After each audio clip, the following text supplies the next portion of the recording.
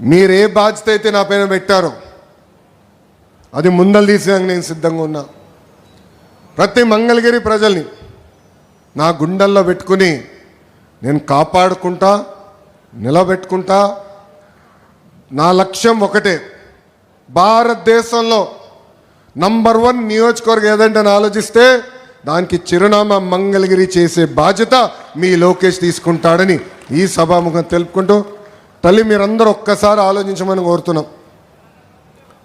మీ ఇంట్లో కొలతలు తీసినాక వచ్చినప్పుడు Telugu Desam party, Janasena party, Bharatiya Janata party నాయకులు వచ్చారు, అధికారులతో కలిసికట్టుగా వచ్చారు. మీ దగ్గర నుంచి ఒక కప్పు టీ తాగలేదు, ఒక బాటిల్ నీళ్ళు తాగలేదు తల్లి.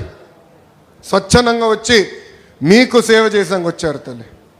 ఈరోజు 1000 కోట్ల రూపాయలు విలువైన ఆస్తి మీకు ప్రభుత్వం అందిస్తుంటే దాంట్లో ₹1 అవినీతి లేకుండా మేము చేశాం తల్లి. అది ఎన్డీఏ ప్రభుత్వానికి ఉన్న చిత్తశుద్ధి. అహర్నిశలు మీకోసం కష్టపడడానికి మేము సిద్ధంగా ఉన్నాం. ఆనాడే చెప్పా, మీకు ఏ సమస్య ఉన్నా మా ఇంటి తలుపులు 24 గంటలు మీకు తెరుచుంటుందని ఈ సభాముఖం తెలుపుకుంటూ, నాకు ఇంత అద్భుతమైన అవకాశం ఇచ్చిన మంగళగిరి ప్రజలందరికీ పేరు పేరున నా హృదయపూర్వక ధన్యవాదాలు తెలుపుకుంటూ మీ అందరి దగ్గర నుంచి సెలవు తీసుకుంటున్నా.